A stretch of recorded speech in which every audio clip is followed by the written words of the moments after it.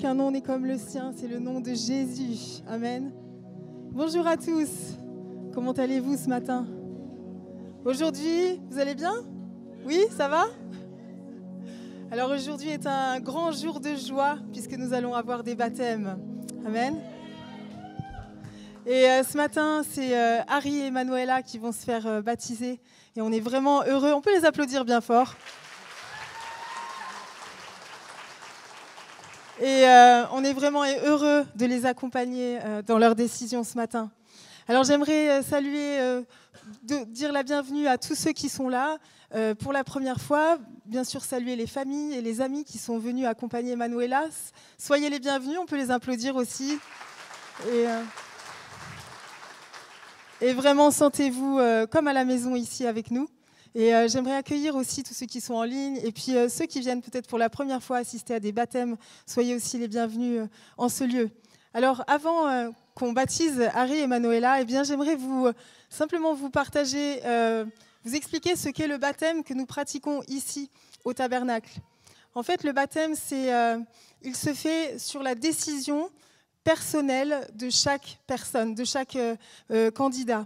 Cette décision est basée sur un choix personnel et individuel de suivre Jésus. Ce choix, en fait, un jour, ces personnes ont entendu la bonne nouvelle, et la bonne nouvelle de l'Évangile. Alors, le mot Évangile veut dire bonne nouvelle, et cette bonne nouvelle, nous la trouvons dans ce livre qui est la Bible. Et comme nous l'avons chanté d'ailleurs tout à l'heure, dans l'Évangile de Jean, chapitre 3, verset 16, il est dit « Car Dieu a tant aimé le monde qu'il a donné son Fils unique, afin que quiconque croit en lui ne périsse pas, mais qu'il ait la vie éternelle. » Et en fait, ces personnes, elles ont entendu cette bonne nouvelle et elles ont répondu oui à cette bonne nouvelle. Elles ont choisi de croire en Jésus.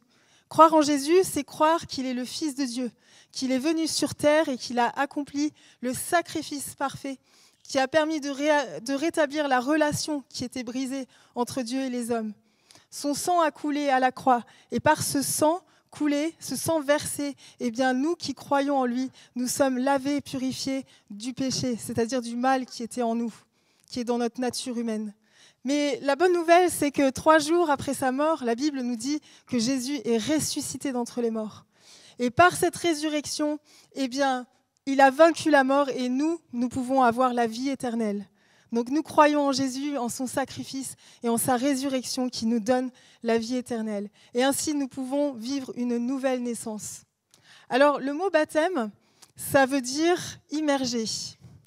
Alors aujourd'hui, vous avez vu qu'il y avait un baptistère et effectivement, on va complètement plonger le candidat, la candidate dans l'eau.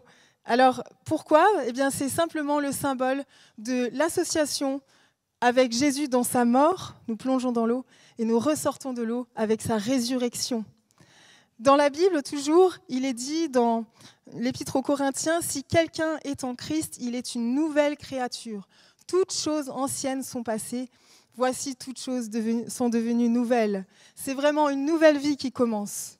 Alors le témoignage, eh bien, le baptême, c'est le témoignage visible et public que ces personnes ont accepté Jésus comme sauveur et seigneur de leur vie. C'est le témoignage visible de cette réalité spirituelle, du passage de la mort spirituelle à la vie spirituelle éternelle.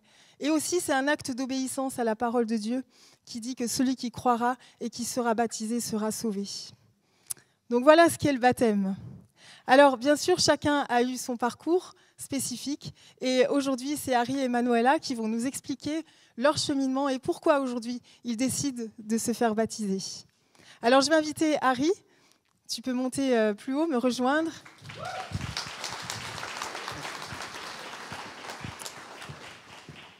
Et voilà, est-ce que tu peux nous expliquer pourquoi tu es là aujourd'hui devant nous ? Ça va aller ? Allez, je te laisse toute la place. Je suis pas à l'aise. Il n'est pas à l'aise, mais vous allez voir, ça va bien se passer. On peut l'encourager. Merci. Sache qu'on est vraiment heureux pour toi et pour ta femme, pour toute ta famille. Et voilà, on te laisse toute la place.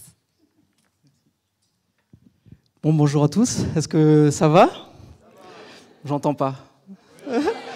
Ok, merci.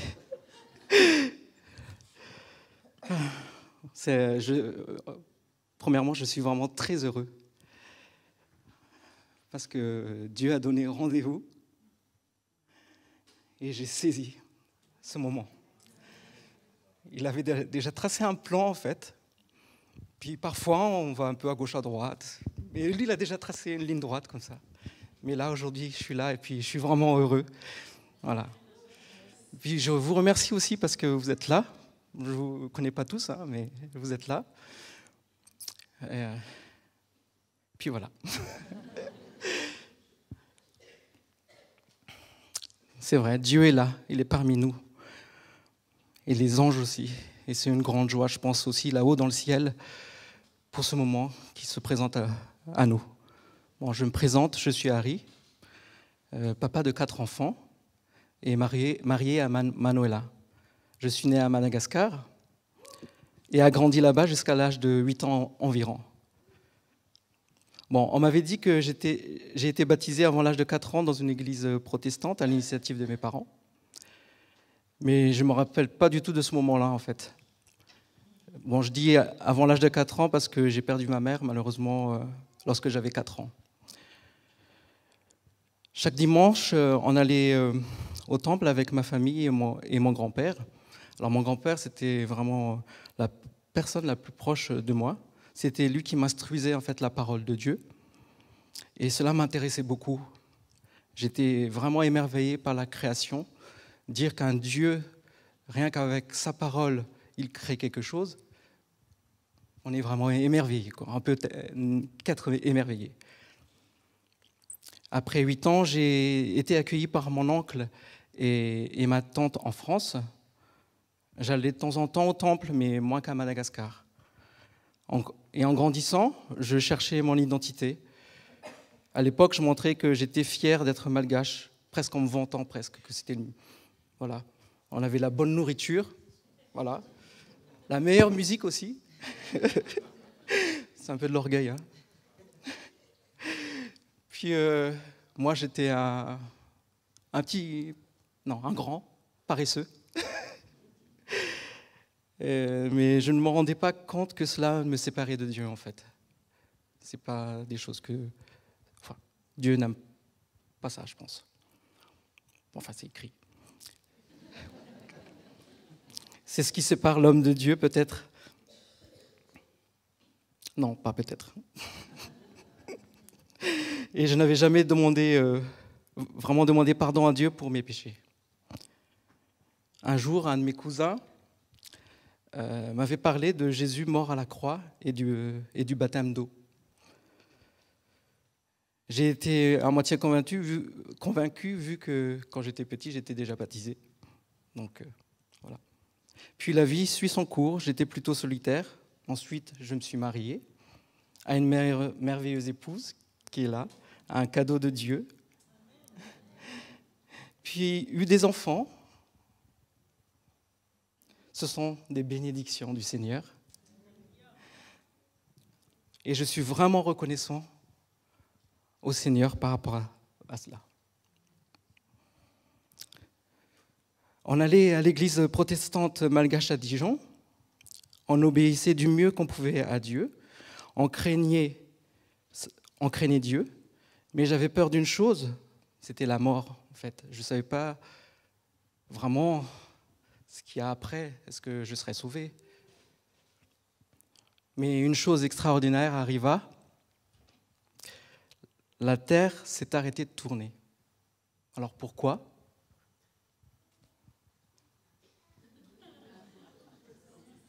À cause du Covid. Je pense qu'on l'a tous vécu, hein? Je ne suis pas le seul, je pense, non?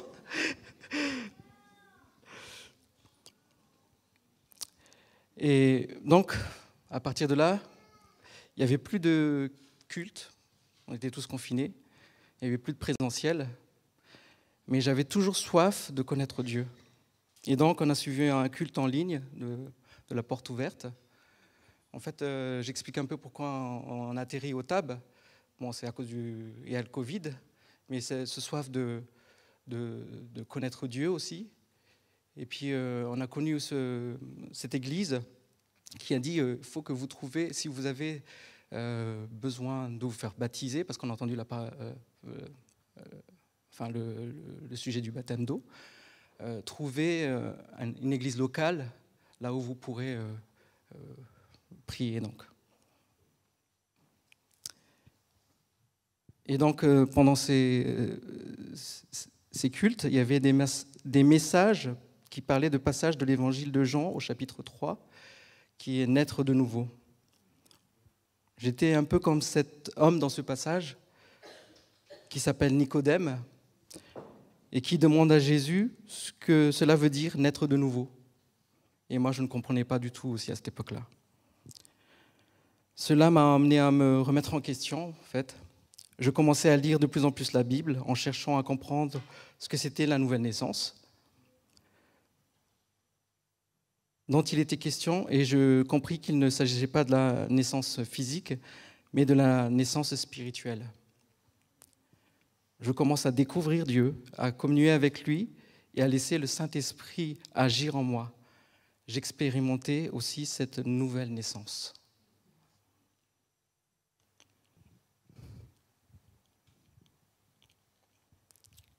Ce qui m'a touché, c'est son grand amour, le Dieu d'amour. Il m'a aimé le premier, en envoyant Jésus se sacrifier pour moi à cause de mes péchés. Je lui demande pardon et par grâce, il efface mes fautes. Et là, je sens une grande délivrance, car je n'avais plus peur de la mort. Alors il y a des passages dans la Bible, il y a des promesses. Alors la bonne nouvelle, c'est qu'il est mort pour mes péchés et que 3 jours après sa mort, il est ressuscité. Par cette victoire sur la mort, moi qui crois, j'ai maintenant l'assurance de la vie éternelle. Je savais que si j'obéis à sa parole en ayant foi en lui et que je me fais baptiser, je suis sauvé. On le retrouve dans Marc 16, 16. Une autre promesse, il est écrit aussi que je suis désormais héritier et co-héritier avec Christ du royaume de Dieu. C'est dans Romains 8. Il a changé le cœur de pierre que j'avais en cœur de chair. Il m'a transformé et il y a tant d'autres promesses comme cela. Toutes ces promesses que je vois s'accomplir dans ma vie, je les garde précieusement dans mon cœur parce que ça donne de l'espérance et l'assurance que moi et le Seigneur, nous nous rencontrons un jour là-haut. Voilà, je vous remercie beaucoup de m'avoir écouté et je vous remercie encore. Gloire à Dieu. Merci beaucoup, Harry. Merci. Merci pour ton témoignage, vraiment. On va inviter ta femme à venir nous rejoindre et nous expliquer aussi pourquoi elle aussi, ce matin, elle a décidé de se faire baptiser. Alors, on peut l'encourager. Ça va bien se passer aussi. Hein? Merci, Seigneur. Alors, je suis l'épouse de Harry. On a 4 enfants ensemble. J'ai vécu à Madagascar. Je suis arrivée en France en 2006. Si je suis là aujourd'hui, parce que je suis très reconnaissante de toutes ces années que Dieu m'a accordées et a fait aussi pour mon foyer. Tout d'abord, je suis née dans une famille protestante traditionnelle. Très petite, j'ai assisté à l'école du dimanche. J'admirais les histoires qu'on me racontait. Mes parents ont décidé de me faire baptiser par aspersion à l'âge de 7 ans. Je me souviens de cet événement parce que pour moi, c'était une grande fête. Et je suis très, très contente parce que je m'appartiens à Jésus. Adolescente, j'avais la volonté de suivre Jésus. Et tout naturellement, j'ai fait ma confirmation. Une graine a été semée en moi parce que j'avais soif de connaître plus de Dieu. Dans l'église où j'étais, je faisais partie du groupe de jeunes et je me sentais à ma place. Je sentais toujours la bonté de Dieu dans ma vie et je suis dans la maison de Dieu comme un olivier verdoyant. La vie chrétienne n'est pas un long fleuve tranquille. J'ai rencontré aussi une grande épreuve, la perte d'un être cher. C'était mon papa à cause de la maladie. Dieu était toujours mon secours et mon refuge. Parfois, je doutais aussi, car il ne répondait pas toujours à mes prières, mais Dieu a déjà un plan pour moi. Le temps est passé, j'ai rencontré mon mari, et on avait la même vision de la famille, et j'ai senti en lui aussi qu'il aimait Dieu. Arrivé en France, tout a changé pour moi. Tout est tellement différent au niveau de la culture. J'avais souffert pour m'adapter. Je ne comprenais pas trop ce qui m'est arrivé et j'ai crié tout le temps à Dieu. Dieu m'a fait grâce de la naissance de mon premier fils et les choses ont commencé pour moi à s'améliorer de petit à petit. Ainsi de suite, les autres enfants arrivent. Avec le recul, je réalise que chaque chose, Dieu, il le fait à son temps. Je suis reconnaissante de tout ce que Dieu a œuvré pour moi et mon foyer. Je le rends gloire pour soi. Un jour, j'ai entendu parler du baptême d'eau par immersion. Et ce sujet-là revenait souvent. J'ai commencé à me poser des questions, à creuser un peu plus dans la Bible. Quel baptême est-ce que la Bible enseigne? Pourquoi Jésus a été baptisé adulte? Quelle est la signification du baptême et la mort et la résurrection de Jésus? Et se faire baptiser, c'est s'unir à Jésus dans sa mort et sa résurrection. Et pendant la Covid, un contact avec une pasteure a tout changé pour moi. J'ai été à l'aise de poser des questions. Elle était tellement bienveillante et à l'écoute. Elle m'a encouragée à avoir des enseignements sur le site de l'église de la Porte Ouverte. Et je les remercie beaucoup. Et c'est comme ça que je commençais à suivre cette église en ligne. Et cela nous a affermis dans la foi, moi et mon mari. Puis les choses se sont enseignées. J'ai cheminé dans ma réflexion et aujourd'hui, je suis convaincue que je dois me faire baptiser. Pour moi, c'est vraiment une affirmation de ma foi et un acte d'obéissance surtout envers Dieu. Dieu m'a donné cette grâce aujourd'hui que je le fais avec mon mari et je le remercie aussi pour le soutien qu'il m'a apporté pour tout ce qu'il a fait pour moi. Le verset que je choisis, c'est dans Psaume 125, verset 1. « Ce qui se confie à l'Éternel, c'est comme la montagne de Sion, elle ne s'enselle point, elle est affermie pour toujours. Toute la gloire est à Dieu aujourd'hui. » Et pour finir, je vous remercie toutes les personnes qui m'ont accompagnée pendant cette formation, y compris ma référente, et les personnes qui sont venues exprès pour nous soutenir, et ma maman, et surtout mes enfants qui sont une aide précieuse pour moi tous les jours. Et je vous remercie beaucoup de m'avoir écouté. Merci Manuela, merci. Merci beaucoup. On est très heureux. On est vraiment heureux de vous accueillir dans la famille du TAB aussi, la famille de Dieu bien sûr. Et on peut voir vos enfants, les 4 enfants. Vous êtes là? Voilà. Est-ce que tu peux dire les prénoms? Comment s'appellent? Le premier, toujours, Thierry le deuxième, et Maya la troisième, et le petit Timothy le dernier. Ok, waouh, belle famille. Merci. C'est super. Alors, je vous invite à descendre et c'est Harry qui va plonger en premier. C'est le pasteur Davidé qui va le baptiser. Ceux qui souhaitent venir plus près, les amis, la famille, venez, approchez-vous du baptistère pour ce moment.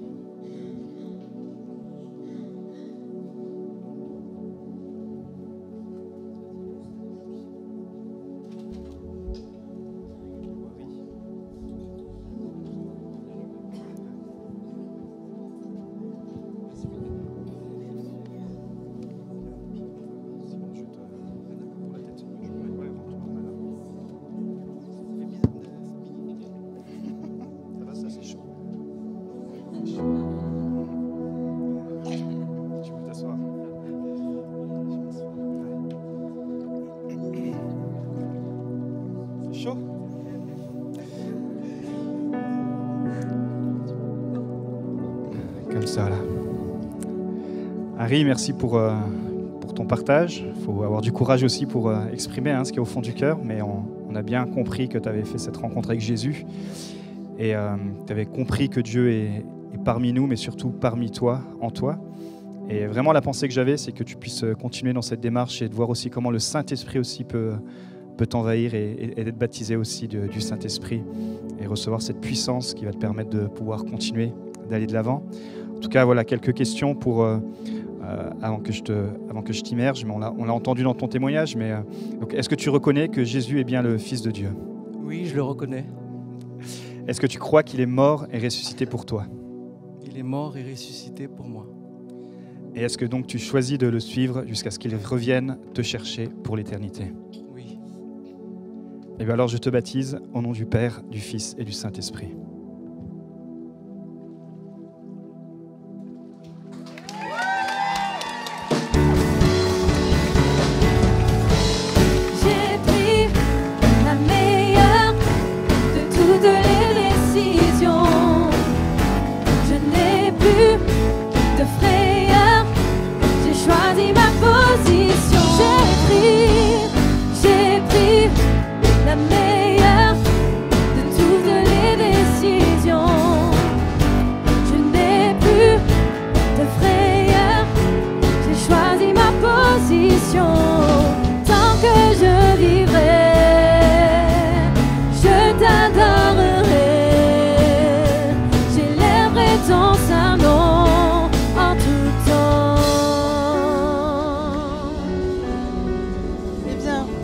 Manuela, c'est maintenant ton tour. Je t'invite à monter dans le baptistère et c'est Pasteur Esther qui va te baptiser.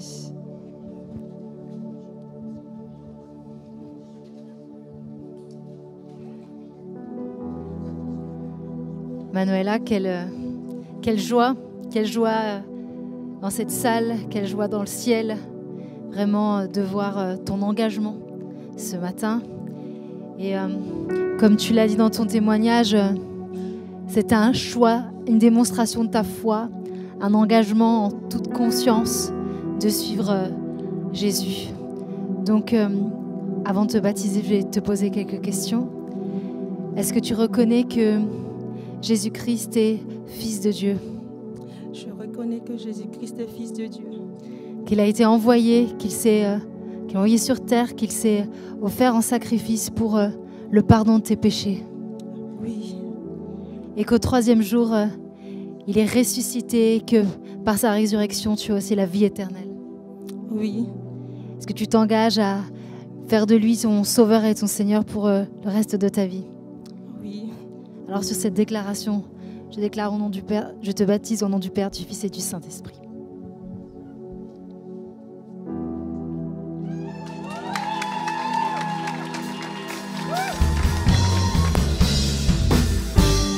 J'ai pris la meilleure de toutes les décisions. Je n'ai plus de frayeur, j'ai choisi ma position. J'ai pris la meilleure de toutes les décisions. Je n'ai plus de frayeur, j'ai choisi ma position. Tant que je vivrai, je t'adorerai, j'élèverai ton saint nom en tout temps. Est-ce qu'on peut se lever? On est dans la joie ce matin de ces deux baptêmes. Disons-lui, je n'ai pas honte. Je n'ai pas honte de toi. Tu es tout pour moi, je te louerai en tout temps. Je n'ai pas honte de toi, oui, compte sur moi, je le dirai en tout temps. Je n'ai pas honte de toi, tu es tout pour moi, je te louerai en tout temps. Je n'ai pas honte de toi, oui, compte sur moi.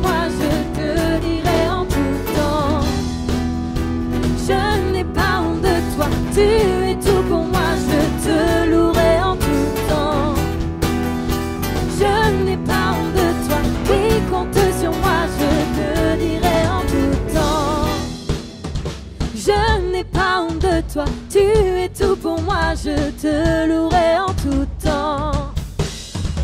Je n'ai pas honte de toi, oui, compte sur moi, je le dirai en tout temps.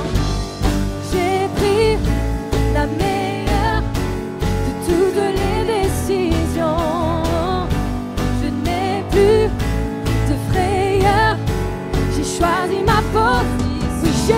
Oui, j'ai pris la meilleure de toutes les décisions.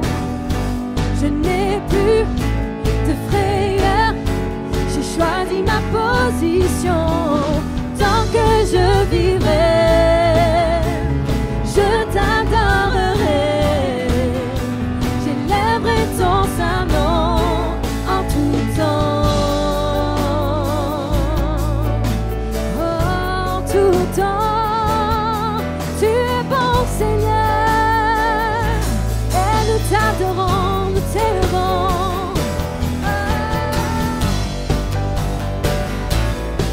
Nous sommes dans la joie, Seigneur.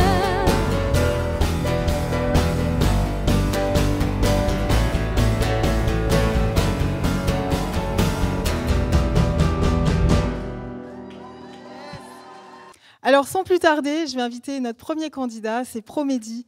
Il va venir me rejoindre et il va nous expliquer pourquoi aujourd'hui il veut se faire baptiser. Viens donc. Voilà, tu commences, c'est toi qui lances les festivités. Et on voudrait savoir pourquoi tu as choisi aujourd'hui de te faire baptiser et de suivre Jésus. Je te laisse toute la place. Merci beaucoup. Vous allez bien ? Ouais, ça va. Un peu stressé, mais... ouais. Bon, je commence. Pour ceux qui ne me connaissent pas, je m'appelle Mizi Dordo Promedi. Je suis angolais. Je suis né à Luanda. Je suis issu d'une famille chrétienne. Donc, tous les dimanches, j'y allais tout le temps à l'église. Jusqu'à l'âge de 6 ans. 6 ans, quand j'ai commencé à faire du foot, j'ai commencé à aller de moins en moins aller à l'église à cause des matchs et tout. Et ça jusqu'à mes 12 ans, où j'ai eu un événement tragique dans ma vie. J'ai perdu mon petit cousin de 2 ans une nuit. En entendant ma mère pleurer, c'est comme ça que j'ai appris qu'il était décédé. Sachant que la veille, j'avais bien rigolé avec lui. Je ne comprenais pas pourquoi il était parti aussitôt. J'en voulais beaucoup à Dieu. J'avais arrêté de prier, arrêté de partir à l'église. Ma foi, elle a été ébranlée. Voilà. Jusqu'à mes 15 ans, sachant qu'à côté, je continuais toujours à faire du foot. Un entraînement, pendant un entraînement, j'ai ressenti une fatigue. Ça m'arrivait assez fréquemment après, donc j'ai décidé de partir chez le médecin. Je suis allé chez le médecin, je vais faire une consultation et il a remarqué que j'avais un souffle au cœur. Et il a décidé pour moi d'arrêter le foot. Et ce jour-là,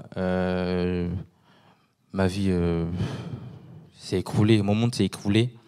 Je me sentais beaucoup seul, sachant que c'était le confinement à ce moment-là. Je me sentais seul. Et comme je me sentais seul, je me suis dit, je ne sais pas comment je vais me remettre à prier. Donc j'ai recommencé à prier avec ma famille. J'ai prié pendant 6 mois. 6 mois plus tard, je vais revoir le médecin pour une consultation. Et par la grâce de Dieu, j'ai été guéri. Mais je n'y allais toujours pas à l'église. Je continuais toujours à prier, mais bon, pas tous les jours, mais je priais. 2 ans plus tard, donc je continuais toujours à prier, j'allais toujours pas à l'église. Je me reblesse, encore une fois, au foot. Cette fois-ci au genou. Un jour avant ma reprise, j'ai croisé un ami d'enfance, Fortuna, qui m'avait invité un vendredi soir au groupe de jeunes. Il m'avait dit de lui envoyer un message, mais bon, je ne l'ai pas envoyé. Je suis parti direct à l'entraînement. Sauf qu'à l'entraînement, je me reblesse encore une fois au même endroit, au genou. Donc je rentre frustré, je rentre chez moi et je repense à ce que Fortuna m'a dit. Je lui renvoie un message pour revenir le vendredi d'après. Et par la grâce de Dieu, je suis revenu. J'ai passé une belle soirée, j'ai bien été accueilli. J'ai ressenti la présence du Seigneur ce jour-là, vraiment. Je me suis dit vraiment qu'il fallait que je revienne. Donc j'ai recommencé à revenir à l'église, à prier tous les jours cette fois-ci. J'ai demandé pardon à Dieu pour tous mes péchés. Ma foi en lui a augmenté de jour en jour. Maintenant, c'est une foi vraiment inébranlable par la grâce de Dieu. C'est pour ça que je me fais baptiser vraiment aujourd'hui.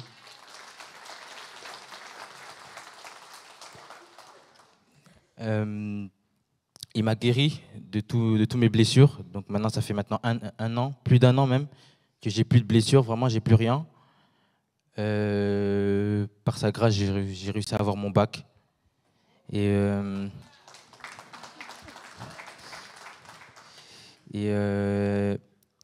après tout ce qu'il a fait, après avoir fait exaucer toutes mes prières, vraiment, j'ai décidé aujourd'hui de me faire baptiser devant vous, devant la communauté. Le verset que j'ai choisi aujourd'hui, c'est le psaume 23, verset 4. « Quand je marche dans la vallée de l'ombre de la mort, je ne crains aucun mal, car tu es avec moi, ta houlette et ton bâton me rassurent. » Merci de m'avoir écouté.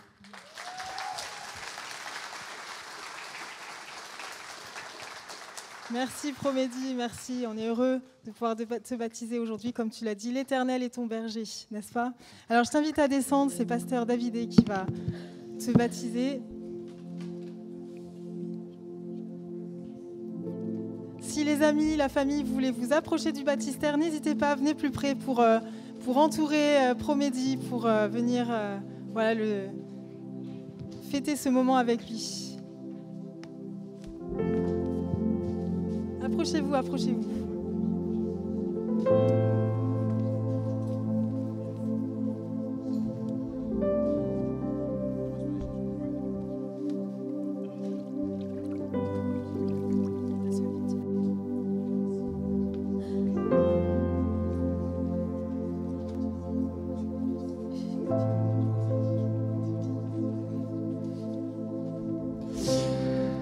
Merci Promédie pour ton témoignage. C'était touchant de voir comment le Seigneur trace son chemin dans le cœur des uns et des autres. Et face aux épreuves comme celles que tu as partagées, il peut y avoir deux réactions. C'est où les gens, généralement, face à des grandes épreuves comme ça, où ils abandonnent complètement Dieu, ou au contraire, ils laissent quand même une porte ouverte pour voir ce que Dieu peut faire de plus. Et toi, à travers ce processus, c'est ce que tu as fait. On a entendu à travers ton témoignage que tu as ouvert grand la porte de ton cœur pour que Dieu puisse y rentrer. Et aujourd'hui, tu choisis de te faire baptiser, de t'engager. Et donc, j'aimerais te poser quelques questions avant de pouvoir t'immerger et de te rappeler effectivement que ce psaume 23 que tu as découvert maintenant, que Dieu était ton bon berger. Et il finit par « Oui, le bonheur et la grâce m'accompagneront tous les jours de ma vie ». Et tiens cette promesse aussi au fond de ton cœur, parce que c'est vraiment ce que le bon berger nous promet. Donc, est-ce que tu reconnais que Jésus-Christ est le Fils de Dieu? Oui, je le reconnais.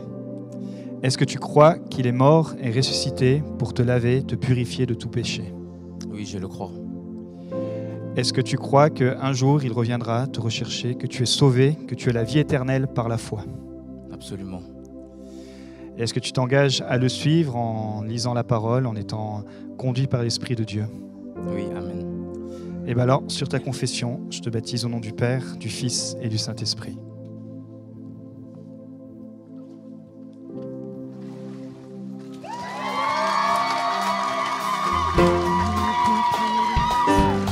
Chaque génération proclameront son saint nom. Jésus, le prince de paix, le tout-puissant bouclier, il est le ressuscité. Créateur, levons nos mains en l'honneur de notre libérateur. Ensemble élevons nos voix et poussons des cris de joie vers Jésus, le roi des rois. Oh, célébrons ses louanges. sa présence, Dieu est parmi nous. Ah, bénissons le Seigneur, proclamons sa grandeur, il est parmi nous. Ah, célébrons ses louanges, accueillons sa présence, Dieu est parmi nous. Ah, bénissons le Seigneur, proclamons sa grandeur, il est parmi nous.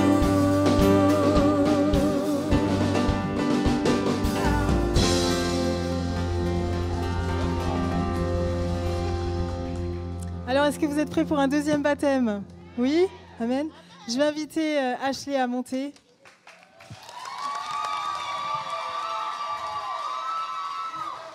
Alors, il faut beaucoup l'encourager, s'il vous plaît, parce que voilà, elle a un petit peu peur, mais tout va bien se passer, Ashley. OK? Allez, c'est parti.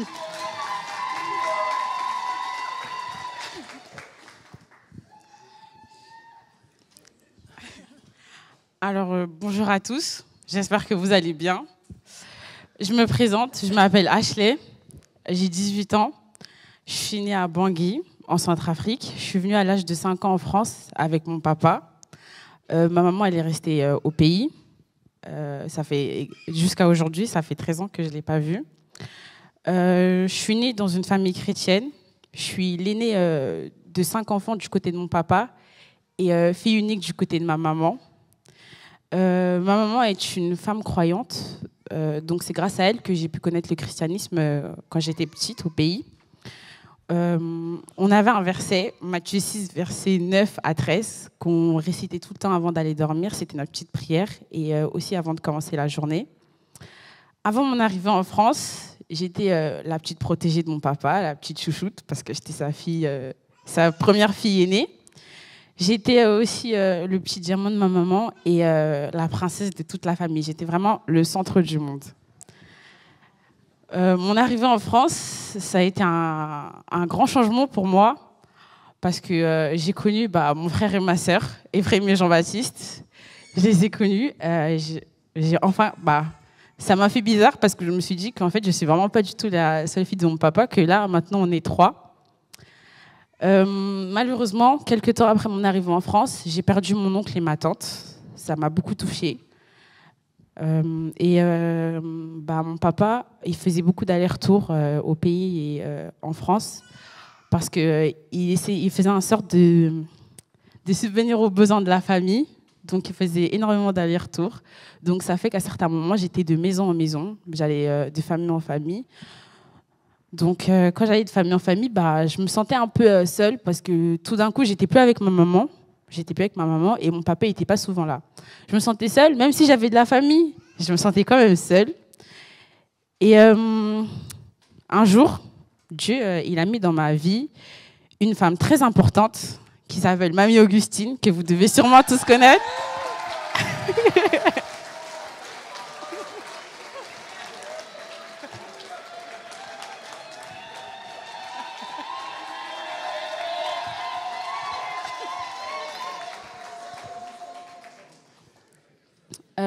Elle a été un vrai moteur dans ma vie. Elle a vraiment été un vrai moteur dans ma vie. Elle a su être mon pilier lorsque j'en avais vraiment besoin. Et grâce à elle,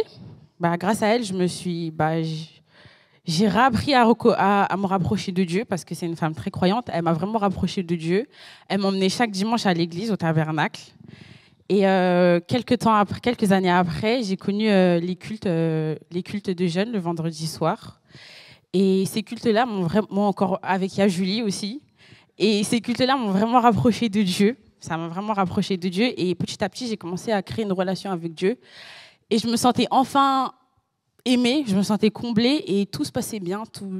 J'étais en paix en fait avec moi-même et avec toute ma famille. Puis un jour comme ça, vers le confinement, j'ai perdu ma grand-mère maternelle.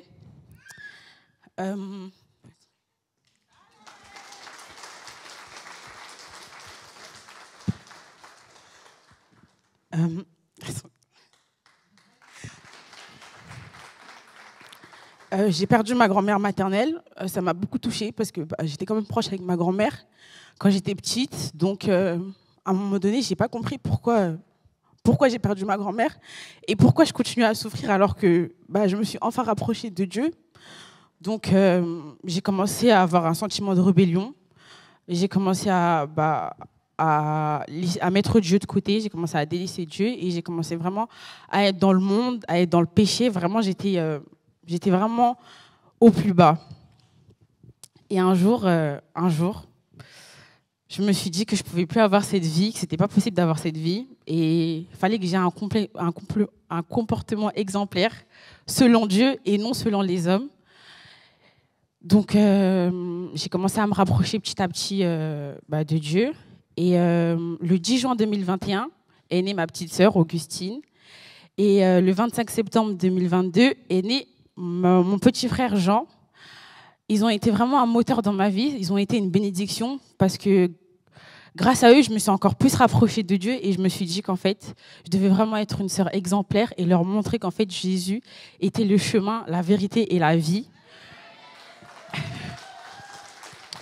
Donc, j'ai vraiment repris ma vie de prière. Je me suis vraiment rapprochée de Dieu et je me sentais enfin en paix avec moi, avec toute ma famille, avec tout le monde.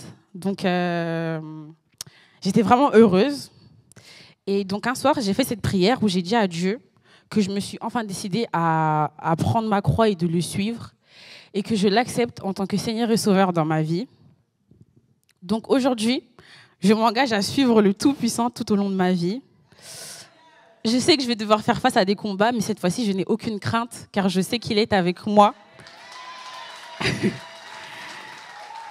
Et je sais également que c'est un Dieu d'amour et qui me protégera tout le temps, et comme il m'a protégée tout au long de ma vie, et qui me protégera les années qui vont suivre. Alors, comme verset, j'ai choisi Psaume 34, verset 7. « Quand un malheureux crie, l'Éternel entend et il sauve toute détresse. Parce que peu importe ce que vous traversez ou vous traverserez, sachez que Dieu voit et entend tout ce que vous endurez.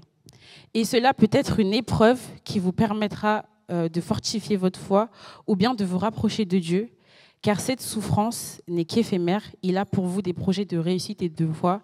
Donc accrochez-vous et ayez foi en lui, car il est Dieu d'amour et non de malheur. »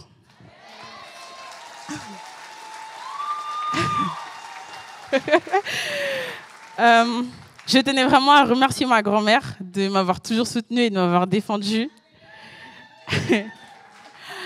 Je voulais remercier aussi ma belle-mère qui a su vraiment être une maman pour moi et qui est vraiment une maman pour moi. Pendant l'absence de ma mère, elle a su vraiment être une mère merveilleuse, elle a su m'éduquer. Je voulais aussi remercier mon papa de s'être vraiment battu pour moi parce que c'est pas toujours facile d'éduquer une fille, surtout pour un papa seul, c'est vraiment pas facile. Et en plus, une fille têtue comme moi, c'est encore plus difficile. Je voulais aussi remercier Milfi, vraiment de m'avoir aidée durant ma formation de baptême, de m'avoir écoutée et de m'avoir conseillée. Et pour finir, je voulais aussi remercier toute ma famille, tous mes proches, mes amis qui sont venus et qui me suivent sur Internet, qui n'ont pas pu venir. Et vraiment, merci pour tout et pour tout ce que vous m'apportez. Que Dieu vous bénisse. Merci Ashley, merci. On est vraiment heureux pour toi et je t'invite à descendre. Et c'est Pasteur Esther qui va te baptiser. Tous ceux qui veulent, vous pouvez vous approcher. Maman Augustine, on t'invite à venir plus près. J'en profite vraiment pour remercier tous les référents qui sont là, Milfi et bien d'autres qui prennent du temps avec nos candidats et qui les accompagnent. Donc on veut encore les remercier aujourd'hui.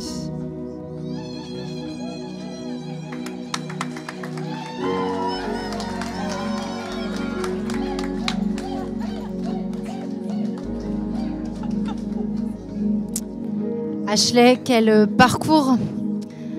On a vu que ton cheminement n'a pas été toujours facile, mais ce qu'on retient de ton témoignage, c'est que Dieu a toujours été là pour toi. Il t'a gardé, il t'a protégé. Et comme tu l'as dit dans ton verset, il est là, il ne t'abandonnera pas. Et vraiment, ce matin, tu t'engages à le servir, à l'honorer tous les jours de ta vie. Tu l'as dit, Jésus est le chemin, la vérité et la vie. Est-ce que tu reconnais que Jésus est fils de Dieu? Oui. Que tu reconnais qu'il est venu sur terre, qu'il est mort à la croix pour le pardon de tes péchés. Oui, je le crois. Qu'au 3e jour, il est ressuscité et que par sa résurrection, tu as accès à la vie éternelle. Oui. Acceptes-tu de faire de Seigneur Jésus ton sauveur et ton Seigneur pour toute ta vie? Oui, j'accepte. Alors c'est cette déclaration, je te baptise au nom du Père, du Fils et du Saint-Esprit.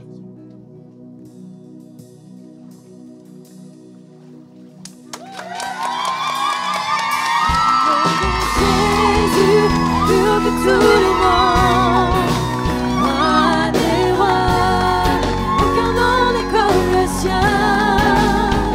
Le nom de Jésus, plus que tous les noms, Alpha, Oméga, aucun nom n'est comme le sien. Le nom de Jésus, plus que tous les noms, roi des rois, aucun nom n'est comme le sien.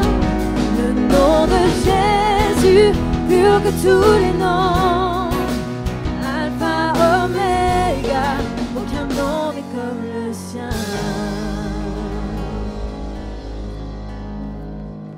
Et bien maintenant, c'est Alex que je vais inviter à monter plus haut. Je te laisse toute la place. Bonjour. Bon, j'ai un peu la tremblote, mais ça va, je suis pas trop stressé. J'ai même mis les claquettes au cas où s'il faut taper une bombe. Je m'appelle Alexandre, sur Est. La plupart ici me connaissent déjà. Je viens d'une famille chrétienne. J'ai 30 ans. J'ai habité 15 ans en banlieue parisienne, dans l'Essonne. Et pendant les 15 premières années, je suis allé à l'église.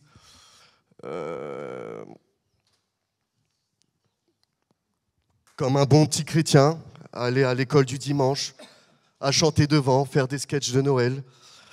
Mais j'y allais parce que mon père il me chassait au lit le dimanche matin.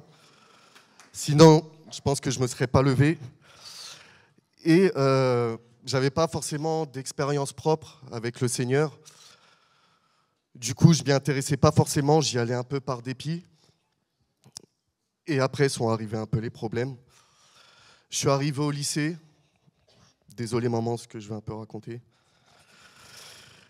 Quand j'ai eu 15-16 ans, je suis arrivé au lycée, il y a pas mal de choses qui ont commencé. J'ai commencé à boire, j'ai commencé à fumer, pas que des cigarettes. À fréquenter les filles. D'ailleurs, j'ai une petite anecdote pour mon père. Papa, quand j'allais au quartier et que je rentrais et tu me disais que j'avais les yeux rouges et que je te disais c'est parce que j'avais joué au foot, et ben en fait, j'avais pas joué au foot. J'étais un peu meustole. Enfin bref. Et du coup, en fait, cette situation-là, j'ai fait pas mal de bêtises dans lesquelles je ne vais pas rentrer dans les détails, de peur de me prendre un uppercut en sortant de l'église. Mais je vous laisse vous faire une idée. Et en finalité, cette situation-là, en gros, a dégradé ma vie, on va dire, scolaire. Donc j'ai commencé à plus faire grand-chose à l'école. Forcément, quand on ne fait plus grand-chose à l'école, ça ne se passe pas très bien à la maison. Ma mère m'attendait avec le bulletin des fois au balcon. Et c'était pas drôle.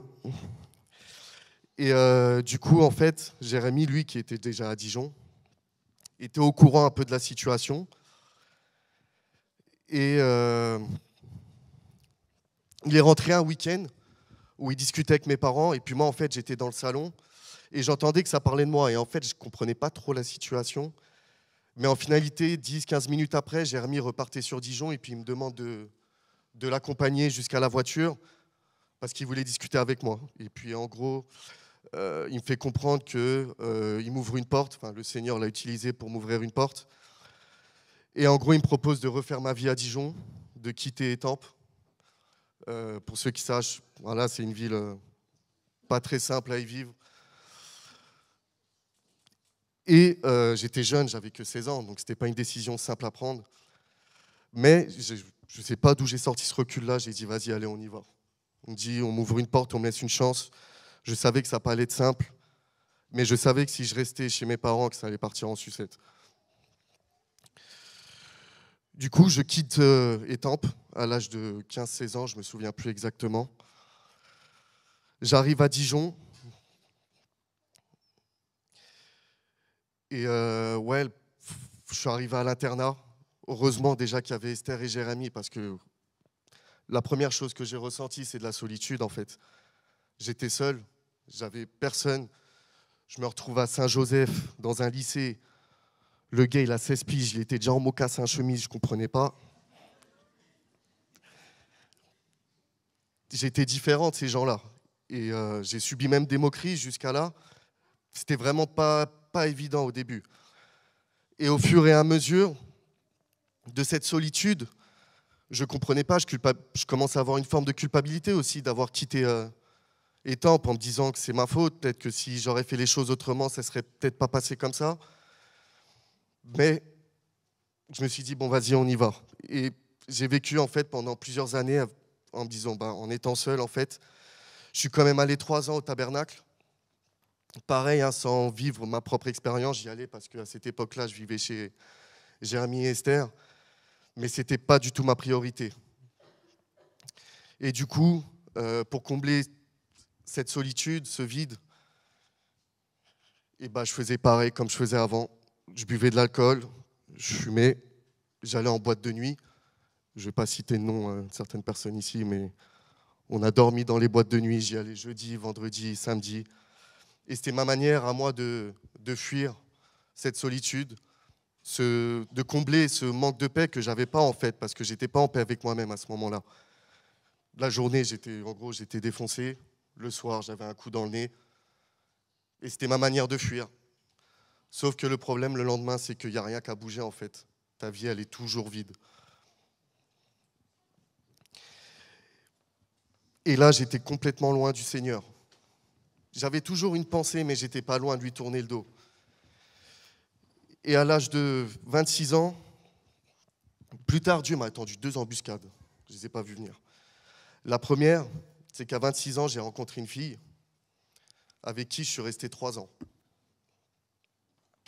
Elle n'était pas chrétienne. La vie que j'ai vécue avec elle, ce n'était pas une relation chrétienne, forcément, vous vous doutez bien. Mais ça se passait hyper bien en réalité. J'étais bien avec elle. Mais je savais qu'en fait, je me suis retrouvé à un moment où elle a voulu qu'on habite ensemble, qu'on aille plus loin. Et moi, je savais que si j'allais dans ce sens-là, je me retrouvais dans un point de non-retour. En fait, je pense que Dieu, à ce moment-là, me mettait dans 2 directions. C'est soit tu restes avec elle et tu me tournes le dos complètement, ou c'est soit tu arrêtes avec elle et tu reviens. Et j'ai mûrement réfléchi, j'ai demandé beaucoup de conseils et tout. Et en finalité, je me suis séparé de cette fille. Je pense qu'aujourd'hui, elle a eu du mal à comprendre, parce qu'en réalité, ma relation, tout était carré. Sauf que avec le Seigneur, c'était pas possible.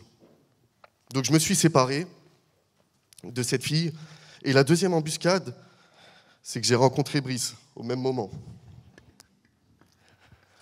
On a pas mal de points communs tous les deux. On a eu un certain vécu similaire sur certains points. Et il est arrivé au même moment où je me suis séparé de cette fille. Il m'a beaucoup aidé, il m'a beaucoup accompagné, il m'a beaucoup forcé la main, il m'a mis beaucoup de coups de pression. Mais je pense que tu es arrivé à un moment important. Ça m'a beaucoup apporté parce que je pense que sinon, je ne pense pas que j'y serais arrivé. En tout cas, merci, mon ref.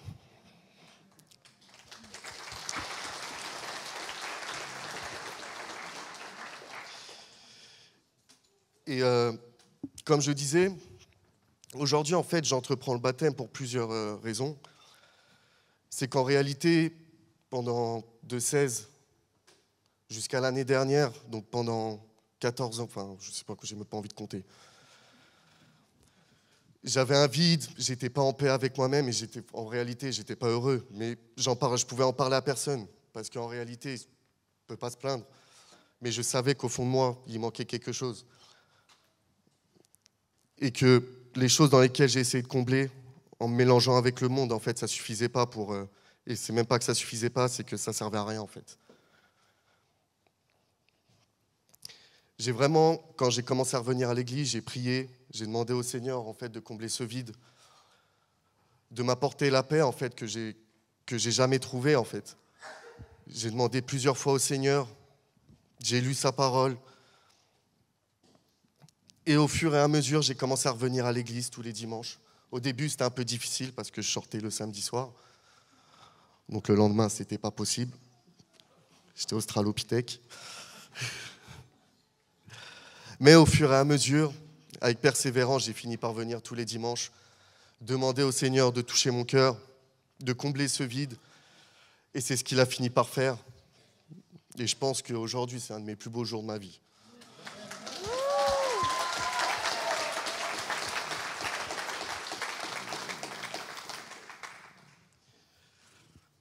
Je suis loin d'être parfait. Il y a certaines choses que je travaille encore sur moi, que je n'ai pas mis de côté, certaines choses que j'ai réussi à mettre de côté grâce à l'aide de Dieu.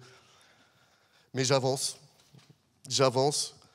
Avant, j'avançais seul. Enfin, il était avec moi, mais moi, je ne voulais pas le voir. Maintenant, je peux avancer avec lui.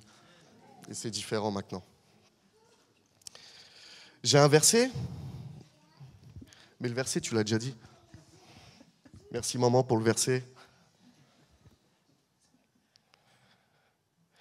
C'est 2 Corinthiens 5, 17. Si quelqu'un est en Christ, il est une nouvelle créature, les choses anciennes sont passées, voici, toutes choses sont devenues nouvelles. Je voudrais faire 2-3 remerciements quand même, le passage un peu Rainings. Je voudrais remercier Mathieu déjà, mon référent. Tu m'as beaucoup écouté, des histoires bien farfelues, mais tu as toujours été de bons conseils, tu m'as beaucoup soutenu, tu as été présent. Et je te remercie pour cet accompagnement. J'espère que ça durera, même plus tard. Je vais remercier mes parents. Je sais que ça n'a pas été simple pour moi, mais je sais que ça n'a pas été simple pour vous aussi, la distance. J'ai vécu la moitié de ma vie sans vous, en réalité. Et je sais que ça n'a pas été facile pour vous, mais malgré tout, j'ai quand même toujours eu votre présence, votre amour, vous m'avez toujours aidé. Et je vous remercie pour tout ce que vous avez fait. Ma sœur, je ne sais pas où elle est, je la vois, hop, si elle est là-bas. Merci à ma sœur aussi, même situation, je sais que ça n'a pas été simple. On n'a pas vécu vraiment ensemble, que 15-16 ans. Mais pareil, on s'appelle, je ressens toujours ton amour aussi avec Andri. Et ça n'a pas été simple, ouais. Et la dernière personne, elle est devant WAM. Ah ouais.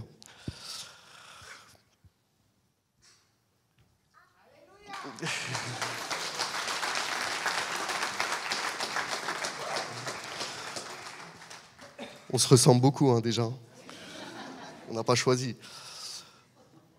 Moi, j'ai pensé à une chose. Tu sais, c'est quoi la différence entre toi et moi? C'est que toi, tu n'as pas de grand frère. Et je pense que c'est en grande partie ce qui a fait la différence dans toute ma vie. Tu as toujours été là. Bah, d'un regard, on se comprend, tu connais. Voilà.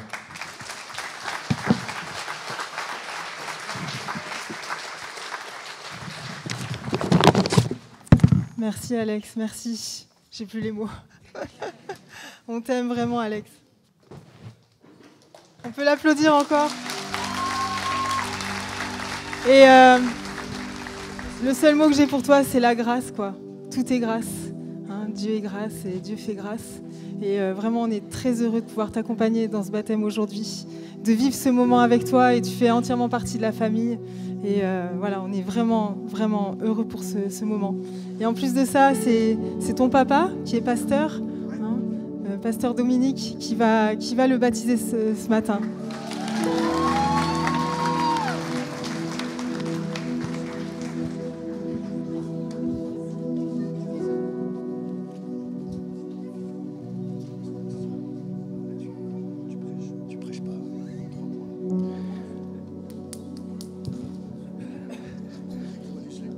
Gloire à Dieu. Je voudrais avoir mon épouse à côté de moi, Teresa, parce que je crois que, en partie, nos enfants ont été baptisés déjà dans le ventre de leur maman. Et aujourd'hui, c'est ce qui se passe aujourd'hui. Et vraiment, on est ému. Je voudrais d'abord remercier le pasteur Jérémy Surest et aussi Esther, le corps pastoral qui nous ont donné cette opportunité de pouvoir baptiser notre fils Alexandre.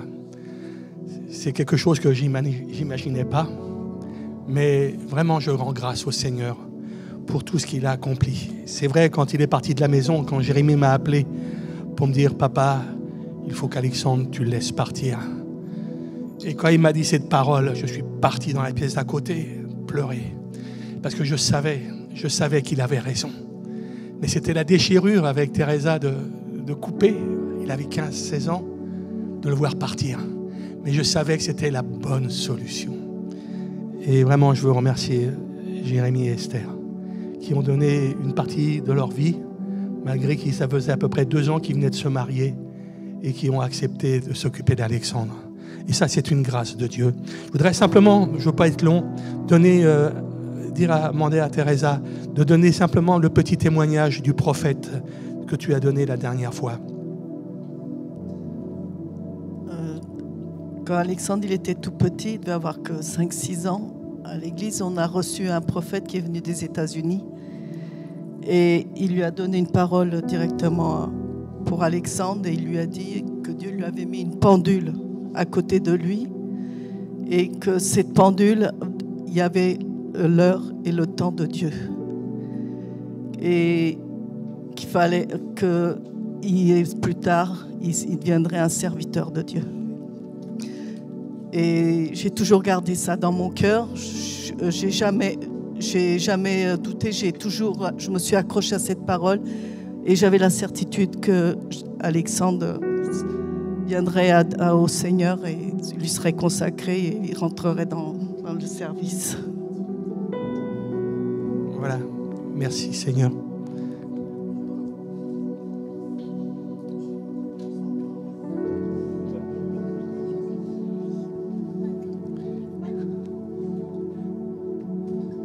Le ciel se réjouit aujourd'hui avec l'armée des anges. Il y a de la joie dans le ciel. Il y a de la joie dans mon cœur, dans nos cœurs. Et vraiment, je bénis le Seigneur pour ce moment. Je vais te poser quelques questions, Alexandre, avec tout ce que tu m'as caché aujourd'hui. Mais malgré ça, on t'a toujours aimé.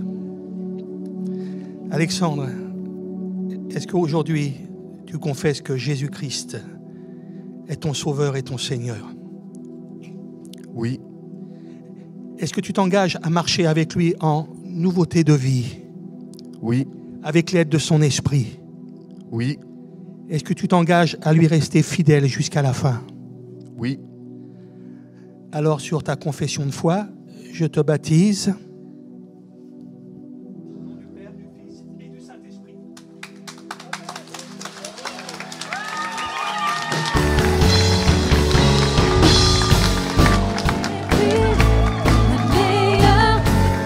Toutes les décisions, je n'ai plus de frayeur, j'ai choisi ma position.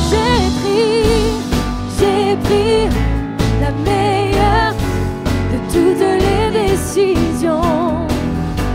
Je n'ai plus de frayeur, j'ai choisi ma position. Tant que je vivrai,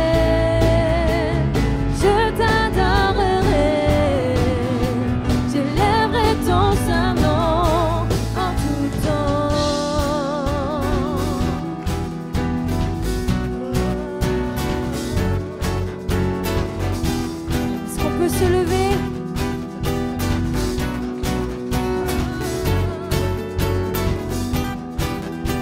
Je n'ai pas honte de toi, tu es tout pour moi, je te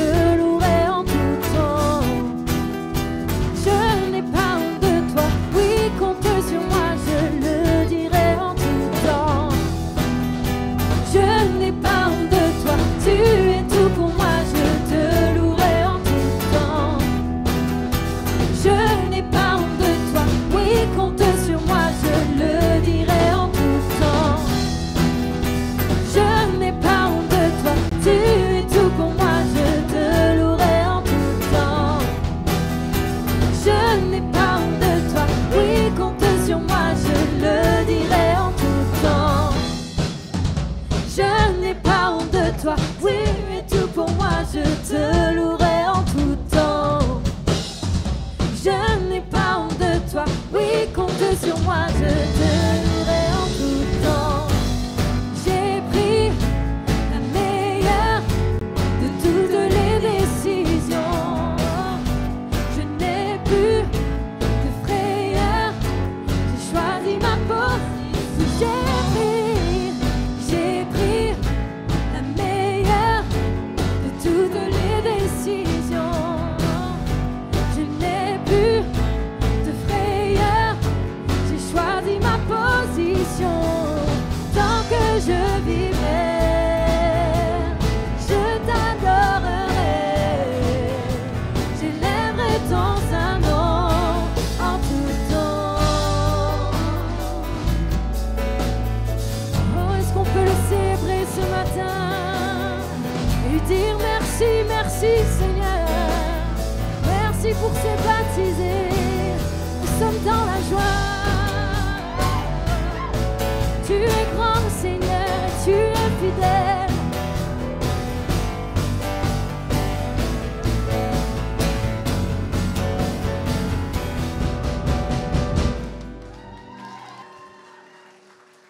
Et oui, ils ont pris la meilleure des décisions, n'est-ce pas? Je vous invite à vous asseoir et je vais inviter le pasteur Jérémy Sureste à venir nous rejoindre et nous partager ce que le Seigneur a mis sur son cœur.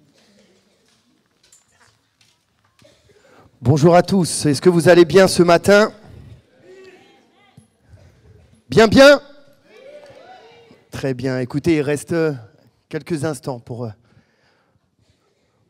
vous parler un peu, vous partager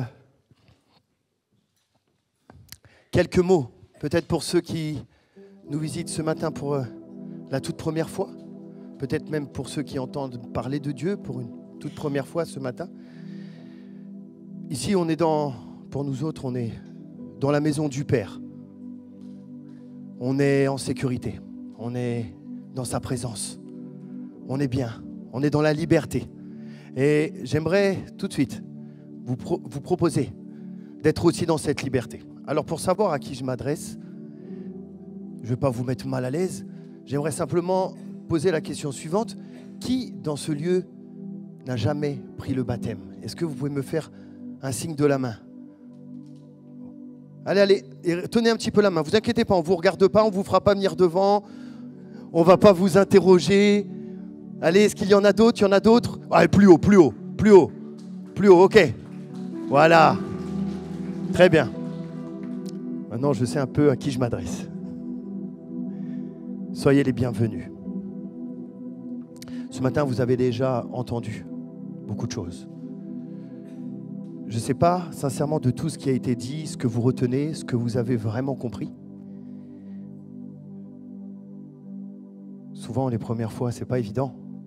On entend des termes, on entend des versets, on entend des mots, des expressions, comme naître de nouveau. Comment ça, naître de nouveau? On entend la parole de Dieu, alors qu'on ne l'a jamais lue. Ça sort un peu de nulle part. Et on essaye de capter, au travers des chants qui sont chantés là, des témoignages qui sont donnés, de quelle manière ça peut rejoindre ma vie. De manière ce que j'entends là peut devenir une réalité pour moi. Ben, ce matin, j'aimerais vous donner l'opportunité à tous ceux qui n'ont jamais reçu Jésus dans leur cœur, à ceux qui n'ont jamais donné de manière concrète, intentionnelle et engagée leur vie à Dieu, confié leur vie à Dieu, et à celles aussi qui ont peut-être démarré un bout de chemin mais qui n'ont encore jamais fait ce pas, de venir là, de pouvoir témoigner de ce que Dieu a fait, de combien Dieu est bon, et de pouvoir matérialiser cela en prenant à votre tour les eaux du baptême. Je suis qu'un porte-parole. Ce matin, je tenterai absolument pas une seconde de convaincre qui que ce soit.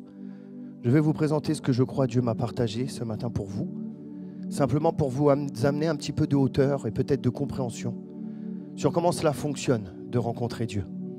Quelles sont les questions qu'il faut se poser premièrement? Parce que ça commence par des questions. Il est possible que vous soyez venu là ce matin en vous disant, moi j'ai besoin de rien. J'ai accompagné un ami, une amie. Je suis venu soutenir les baptisés que je connais, qui sont des collègues, qui sont de la famille. Mais je n'ai besoin de rien. Je vais très bien comme ça. Là, vous savez, à partir de ce moment-là, Dieu ne veut pas faire grand-chose pour vous. Il nous a laissé le libre arbitre et il laisse à chacun la possibilité de prendre sa main ou de la laisser. Et ce matin, je crois que c'est une opportunité pour certains d'entre vous de faire ce pas. La première chose qu'il faut comprendre, c'est comment ce monde a été créé, quelle était la pensée de Dieu. Il nous est parlé et on le connaît tous simplement par culture, je pense, j'espère que vous avez entendu un jour ou l'autre parler d'Adam et Ève. Adam et Ève. Vous avez tous peut-être aussi cette image du petit serpent, de la pomme, et d'Adam et Ève qui auraient succombé et en croquant cette pomme auraient permis à ce que le mal puisse entrer dans le monde. La Bible nous dit que tout ça c'est vrai. Alors ça nous est présenté comme image. Ce n'était peut-être pas un serpent, ce n'était peut-être pas une pomme, mais l'idée était là. L'idée était que la création au départ était parfaite. Vous savez ce qui est parfait? C'est un endroit où ni le mal ni le bien existent. Il y a simplement la présence de Dieu. Pourquoi je ne dis ni le bien ni le mal? Parce que si le mal n'existe pas, il n'y a même pas la notion de bien. Elle est là, elle est intrinsèque, elle n'est même pas nommée. Et Dieu, qui aimait Adam et Ève en les plaçant là, vous aime de la même manière ce matin. Et il les a placés dans cette création qui était parfaite. Mais alors que Dieu n'était pas un dictateur, ni quelqu'un qui voulait imposer quoi que ce soit, c'était un Dieu qui aimait tellement l'homme, qui aimait tellement sa création, qu'il a voulu laisser le choix. Laisser le choix de pouvoir obéir ou désobéir. Laisser le choix à l'homme de choisir par lui-même. Et alors dans ce jardin, la Bible nous dit une pomme, nous croyons que c'est une image. Il y avait en tout cas la possibilité, un accès, une porte ouverte, qui pouvait être empruntée par l'homme dans un choix délibéré de désobéir à Dieu. Et c'est ce que la Bible appelle aujourd'hui le péché. Le péché, ça fait un mot très religieux, n'est-ce pas? Le péché, ça fait un mot d'église. Le péché, c'est simplement une faute. C'est simplement un acte, conscient ou inconscient, qui désormais nous font opter pour le mal. C'est tout. Là où Dieu n'est pas. Le péché, c'est simplement faire quelque chose qui est hors de ce que Dieu aimerait pour nous, qui désormais s'appelle le bien. Aujourd'hui, il est impossible pour qui que ce soit ici d'aller plus loin s'il n'y a pas premièrement une prise de conscience de ça, une acceptation de cela. Ai-je moi-même déjà fait le mal?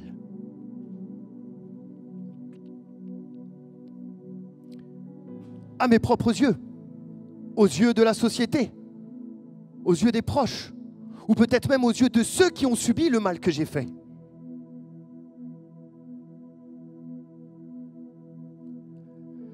La parole de Dieu nous dit que tous ont péché. Parce qu'à ce moment-là, lorsque les premiers hommes ont choisi délibérément de désobéir à Dieu, afin de choisir leur propre volonté, à ce moment-là, oui, malheureusement pour nous autres aujourd'hui, nous pouvons encore être victimes de cela, les victimes collatérales de ce choix. Mais oui, depuis ce temps, désormais, le mal existe. Je pense qu'on a tous les mêmes chaînes de télé, n'est-ce pas? On a tous les mêmes infos. On a tous les mêmes oreilles et tous les mêmes yeux. Des perceptions peut-être différentes, mais il y a des choses sur lesquelles on peut s'accorder.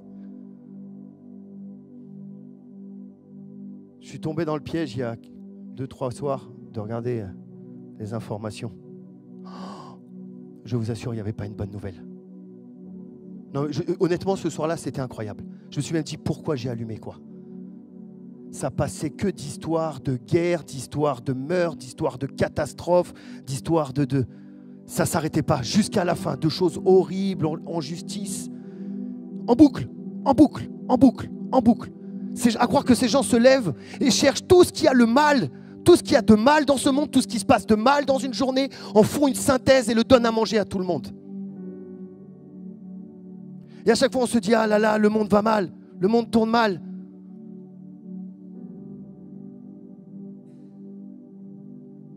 Est-ce que quelque part, on change quelque chose? Quelle est la part de bien qu'on amène? Est-ce qu'il nous est possible, de toute manière, sans Dieu, de faire quelque chose de bien, en apparence? Et j'aimerais vous lire courtement l'histoire d'un homme qui avait compris beaucoup de choses, mais qui n'avait pas compris l'essentiel. On trouve cette histoire dans l'évangile de Marc, au chapitre 10, verset 17. Je ne l'ai pas inventé, c'est la parole de Dieu ce matin, la Bible. Il nous est dit, comme Jésus se mettait en chemin, un homme accourut, et se jetant à genoux devant lui, « Bon maître, lui demanda-t-il, que dois-je faire pour hériter la vie éternelle ?» Jésus lui dit, « Pourquoi m'appelles-tu bon? Il n'y a de bon que Dieu seul. Tu connais les commandements, tu ne commettras point d'adultère, tu ne tueras point, tu ne déroberas point, tu ne diras point de faux témoignages, tu ne feras de tort à personne, fais aucune bêtise. Honore ton père et ta mère. » Il lui répondit, « Maître, j'ai observé toutes ces choses dès ma jeunesse. » Jésus, l'ayant regardé, l'aima et lui dit, « Il te manque une chose. Va, vends tout ce que tu as, donne-le aux pauvres, et tu auras un trésor dans le ciel. Puis viens et suis-moi. » Mais affligé de cette parole, cet homme s'en alla tout triste, car il avait de grands biens. Jésus, regardant autour de lui, dit à ses disciples qu'il sera difficile à ceux qui ont des richesses d'entrer dans le royaume de Dieu. Cet homme se pose la question, et c'était mon introduction. Pour trouver Dieu, il faut se poser une première question. Cette vie éternelle existe-t-elle? Et comment en hériter? Et c'était une bonne question. Cet homme qui avait entendu parler de Jésus, comme vous en entendez parler ce matin, a cru bon de prendre le temps de s'adresser à lui et de dire, ok, vie éternelle, comment puis-je en hériter? Comment y accéder? Entre guillemets, comment trouver ce chemin qui mène à la présence de Dieu pour l'éternité?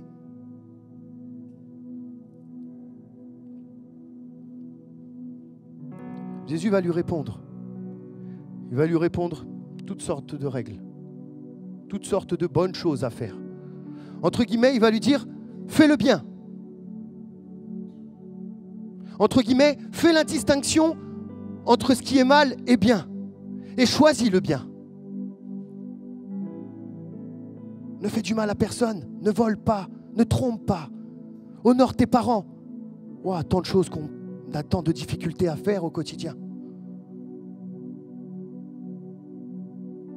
Une liste, et la liste aurait pu s'allonger parce qu'il existe toute forme de bien à faire. Il lui en a d'ailleurs proposé une de plus. Vends tout ce que tu as, parce que Jésus le connaissait. Il savait qu'il avait beaucoup de richesses. Vends tout ce que tu as et donne-le aux pauvres.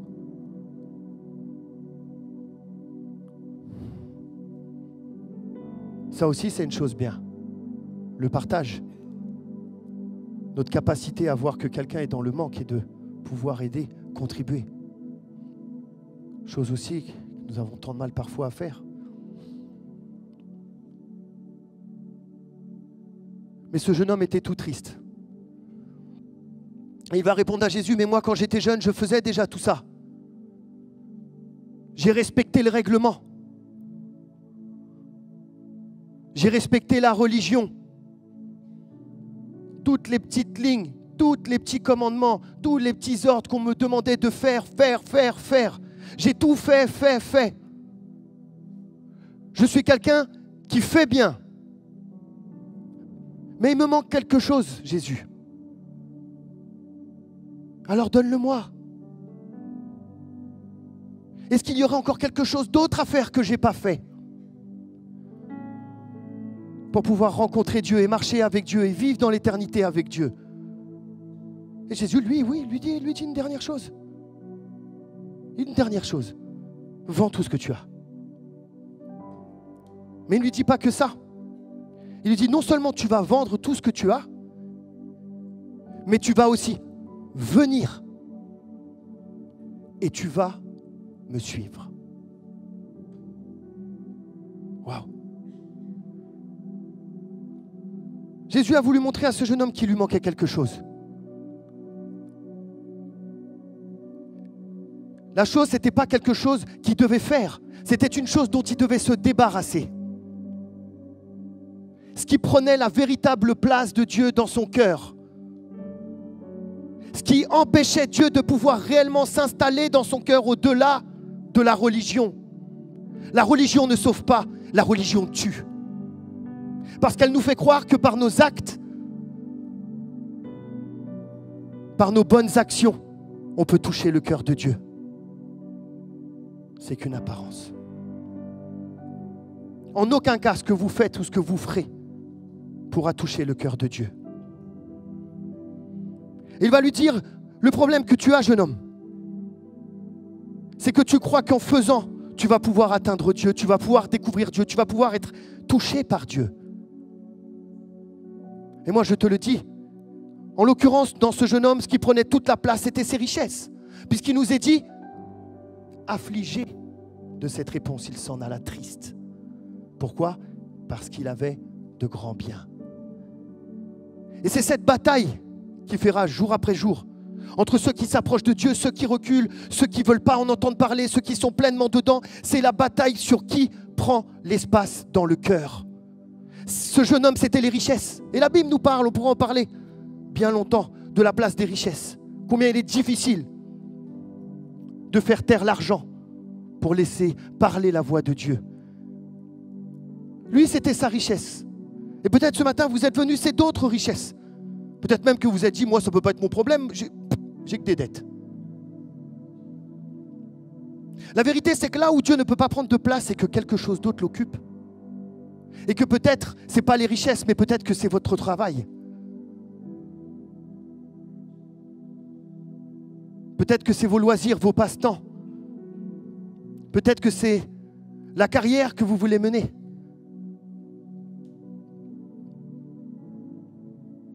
Peut-être que c'est même votre conjoint, votre conjointe qui prend toute la place et qui peut laisser la place. Alors oui, je suis tellement amoureux que j'entends rien. Ou les enfants qui peuvent aussi devenir une forme d'idole. Vous savez, ça aussi c'est un terme biblique, idole. Ça veut dire à un moment donné qui prend la place de Dieu. Mes enfants, c'est toute ma vie. C'est tellement toute ma vie que j'ai la place pour rien d'autre, donc je ne trouverai jamais Dieu. Oui, mais les enfants, c'est bien pourtant. Tout est bien, tant que ça ne prend pas la place de Dieu. Et c'est là où Dieu est en lutte. Et peut-être même est en lutte avec vous ce matin, il tend la main. Mais il arrive, le cœur est occupé. Comme le cœur de ce jeune homme était occupé. Pour soulager sa conscience, il faisait le bien. Et on peut faire le bien. Et on peut même tomber dans l'illusion que si on fait bien, Dieu est aussi un Dieu juste. Non. Et heureusement que la justice n'est pas dans le bien qu'on fait. La justice, elle se manifeste dans notre foi. De décider de croire en lui, de décider de lui laisser la place et de lui dire « Viens et vis et installe-toi ». Et désormais, Dieu, tout ce qu'il y a autour, tout ce qu'il y a eu dans ma vie, tout ce qui a pris ta place jusqu'aujourd'hui, qui est une forme de mal et que je veux reconnaître. Mais là aussi, il faut beaucoup de courage pour tenter, oser la foi et de lui dire « Viens, prends l'espace ». Et désormais, ces choses-là seront secondaires. Elles ne seront pas mauvaises, mais le centre, ça restera toi. Et oui, tu seras le centre dans chacune des sphères de ma vie. Je veux que tu sois le centre dans ma vie de famille. Je veux que tu sois le centre dans mon travail. Je veux que tu sois le centre dans là où tu me conduis jour après jour.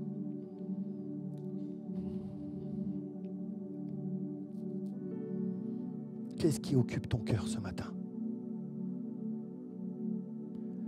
Et peut-être votre question c'est, ok, admettons. Je veux reconnaître que moi aussi j'ai fauté. Moi aussi j'ai péché. Et peut-être qu'au milieu de nous, il y a même des gens qui ont fait des choses graves, voire très graves. voire très, très graves.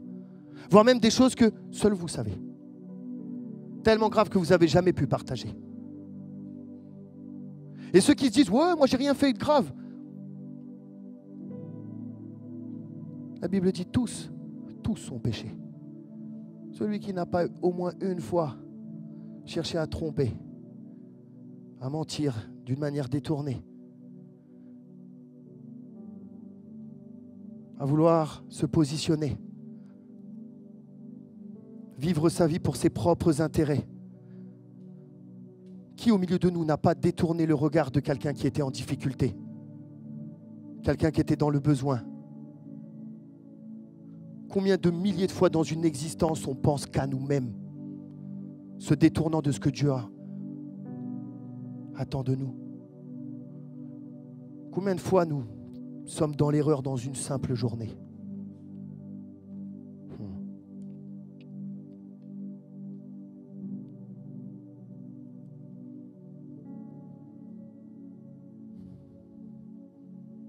Comment cela fonctionne? Il nous est dit que Dieu a envoyé Jésus-Christ, son Fils, afin de rétablir l'erreur qui s'est faite dans le jardin.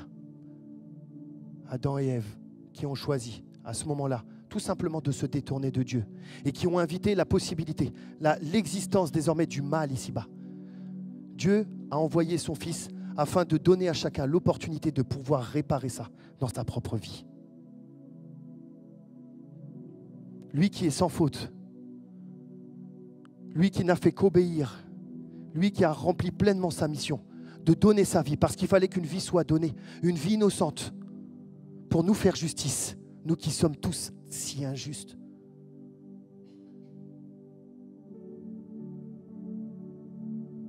Est-ce que simplement nous avons conscience de cette notion de justice? Alors la justice terrestre, oui, on a bien compris. Si vous grillez un feu rouge, il va vous arriver quelque chose. Si demain, vous assassinez quelqu'un, vous allez passer devant le juge et il y aura une sentence. Il en est de même avec Dieu. La Bible nous dit, on trouve ça à différents endroits, à un moment donné, il faudra rendre compte. Viendra un jugement de tout ce qu'on aura fait de bien ou de mal, mais aussi de ces opportunités que nous aurons eu de pouvoir saisir. Parce que ce matin, vous pouvez saisir quelque chose d'incroyable. Le pardon de vos péchés. Le pardon de vos péchés. Le pardon des péchés est une première démonstration d'une volonté de pouvoir accueillir un Dieu qui peut-être existe quelque part. C'est déjà de reconnaître. Et la dernière clé, je vais vous la donner.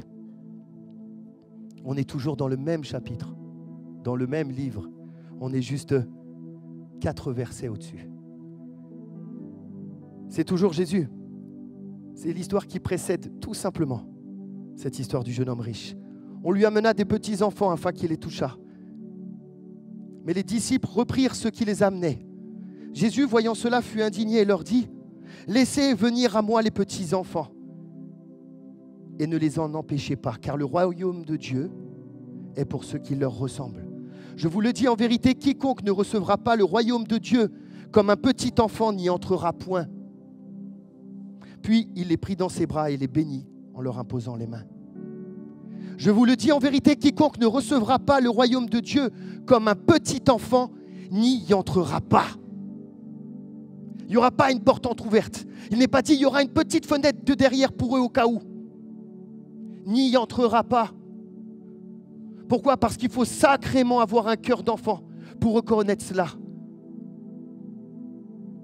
Que nous sommes dans l'erreur. Oh, moi dans l'erreur. Que nous avons besoin de Dieu. Besoin de Dieu. Mais toi, tu ne connais pas mon histoire. Je me suis fait depuis tout petit.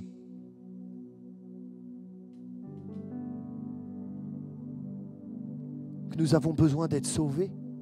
Sauvés dans cette éternité, mais aussi sauvés de nous-mêmes. Jésus nous donne la clé. Ce n'est pas comme un petit enfant qui est intéressant. Et ce que Jésus veut mettre en avant là. Ce qu'il veut mettre en avant, c'est le cœur du petit enfant. Oh, on serait que des enfants, ce serait beaucoup plus simple là, je vous assure, ce matin. Mais le problème, vous savez c'est quoi? c'est qu'on est des adultes. Seigneur, pardon, on est dans une église. Les adultes, c'est chiant. Et vous le savez, dès qu'il y a des adultes, parce que les adultes, ça pense trop. Les adultes, ça sait tout. Les adultes, ils ont tout vu. Ils connaissent tout. Les adultes, ils ont été sur la Lune, ils construisent des trucs qui vont dans l'espace, tu te rends compte?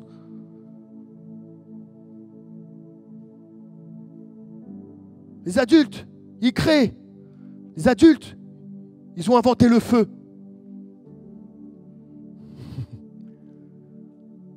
Les adultes, c'est tout l'inverse. Plus on grandit, plus on devient insensible, plus on devient aigri, amer, tourné sur soi, dans les regrets. Les adultes, ça a complètement perdu le cœur de l'enfant, le rêve de l'enfant. De croire que tout est vraiment possible. Hein, vous avez cru au Père Noël, vous aussi. Hein? C'était tellement simple de vous y faire croire. Et maintenant qu'on est grand, on ne peut pas croire en Dieu. Et on cherche de toutes nos forces une raison de nos existences, de l'existence de cet univers. Hein, et on cherche partout, mais alors il ne faut surtout pas que ce soit Dieu. C'est terrible. Alors ce matin, nous arrivons à la conclusion. L'invitation, elle est simple. L'invitation, elle est simple. Et ce n'est pas un homme qui vous invite, c'est Dieu. Parce que ce pas, vous ne le ferez pas vers un homme, vous le ferez vers lui.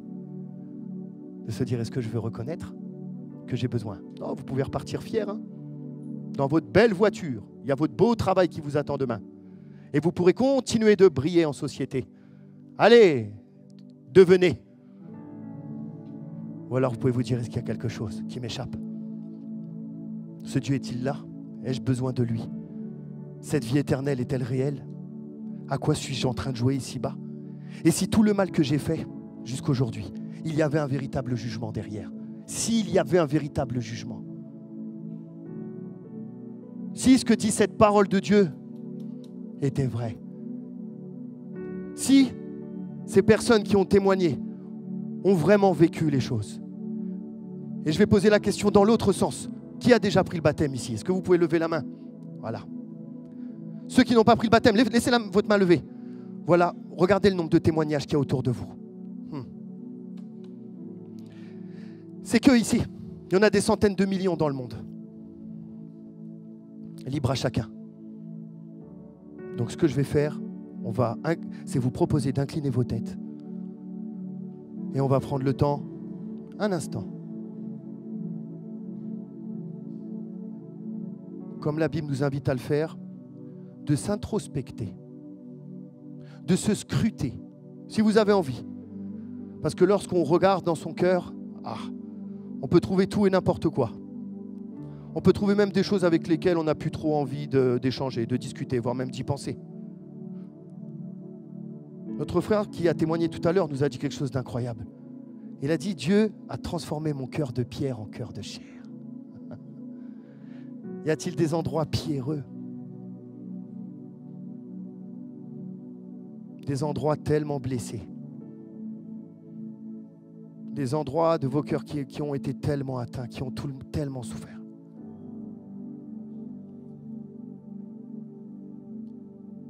Et qui veulent vous pousser ce matin à résister. Vous les entendez, ces douleurs. Elle vous dit peut-être résiste.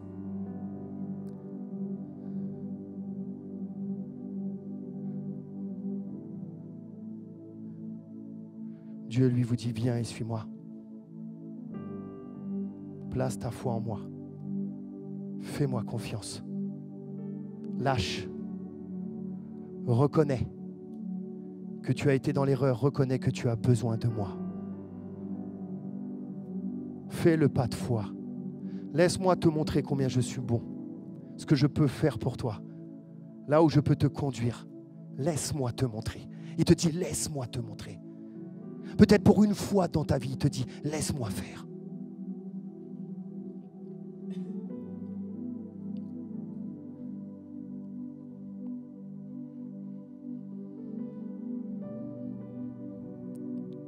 Ce matin, je m'adresse à ceux qui veulent disposer leur cœur comme celui d'un enfant,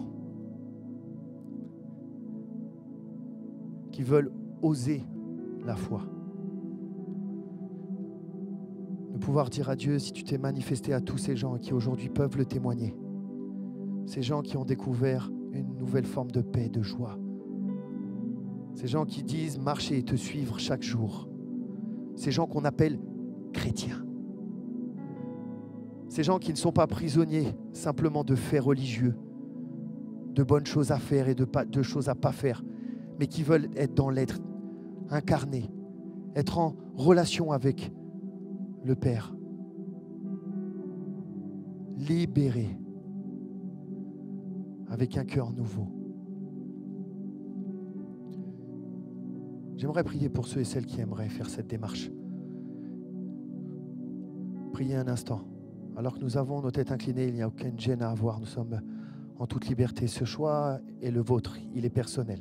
Si vous souhaitez, montrez pas à un homme, mais à Dieu, en signe d'engagement, de dire je veux recevoir cela, je veux découvrir cela, je veux obtenir le pardon de mes péchés. Je veux laisser l'espace dans mon cœur pour que tu puisses t'y installer. Je ne connais absolument rien ce matin, mais je veux oser la foi et découvrir ce qu'est de marcher avec toi. De découvrir un Père pour ma vie, de pouvoir trouver cette vie éternelle.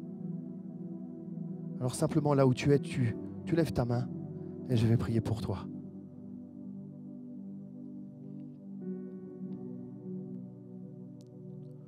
Ok.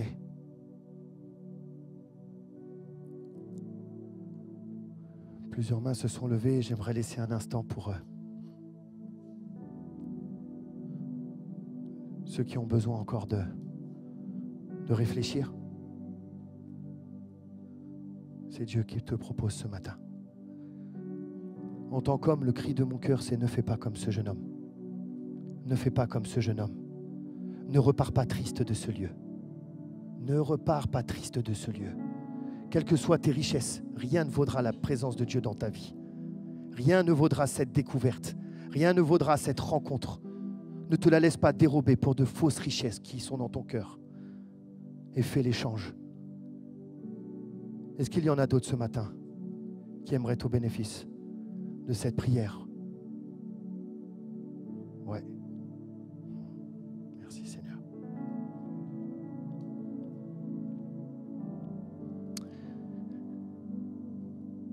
Seigneur, je veux te remercier ce matin parce que nous sommes au bénéfice de ta présence.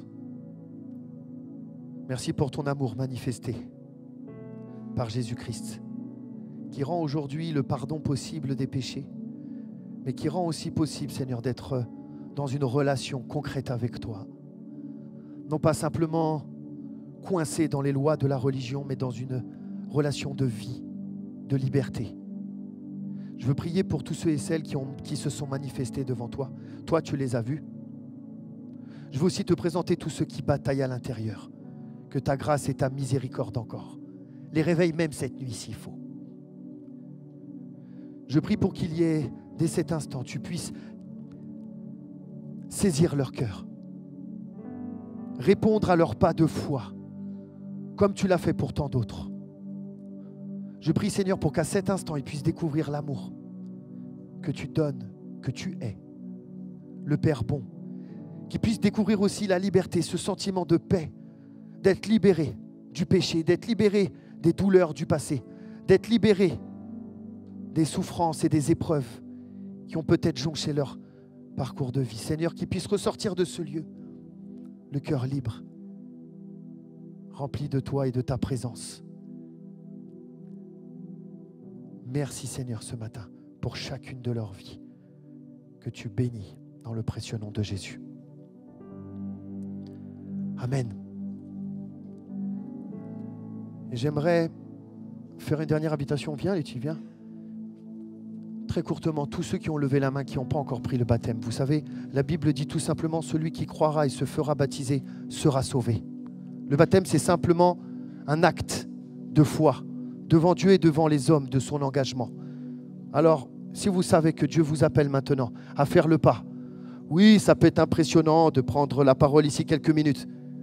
Vous l'avez fait? Est-ce que vous avez eu peur? Mais vous l'avez fait. Soyez bénis. Dieu vous a donné le courage dont il fallait. Merci pour vos témoignages et qu'il puisse inspirer d'autres désormais à prendre courage, à faire ce pas.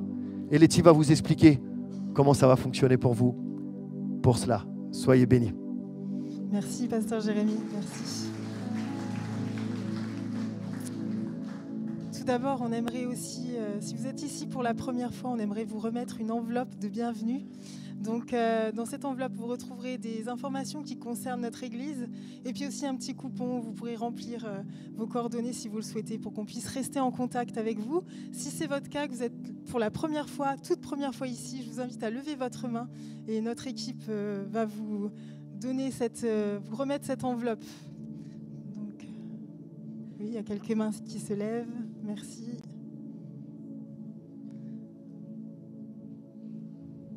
Voilà, n'hésitez pas en tout cas, si vous avez des questions, vous pouvez aller aussi au point info au fond de la salle après le culte pour poser vos questions. Également, sachez qu'effectivement, si vous, ce matin, à la suite des baptêmes, à la suite de la prédication, eh bien, vous avez des questions, vous avez envie d'en savoir plus, vous voulez découvrir ce qu'est la foi, qui est Jésus. Et nous vous invitons pour 2 sessions de découverte et d'échange. Elles auront lieu sur 2 samedis matins. C'est samedi prochain, le 28 septembre à 10h, dans ce lieu, ici même. Donc vous pouvez venir librement ou vous inscrire à l'avance, soit vous pouvez venir me voir à la fin du culte, ou bien il y a un numéro qui est affiché, c'est le numéro d'Aurélien qui sera là. Donc 2 sessions qui se suivent, donc il faut venir aux 2 si vous souhaitez participer. Donc le 28 septembre et le samedi 5 octobre à 10h ici dans ce lieu, et vous êtes bien sûr tous les bienvenus. Également, sachez que si vous voulez vous faire baptiser aussi, il faut avoir fait ces 2 sessions. Donc nous vous encourageons à participer. Sachez qu'il y aura une session de préparation au baptême qui va commencer le jeudi 10 octobre. Donc pareil, si vous avez des questions, n'hésitez pas à venir me voir pour qu'on puisse voir ensemble comment vous accompagner sur ce cheminement. Voilà, et puis nous concluons ce culte. Nous nous retrouvons désormais le dimanche à 10h. Nous continuons sur le format d'un culte pour l'instant. Donc rendez-vous à 10h pour le culte forum la semaine prochaine. Et puis pour nos cultes qui suivent, donc tous les dimanches à 10h dans ce lieu. Soyez bénis, bon dimanche à tous et à bientôt.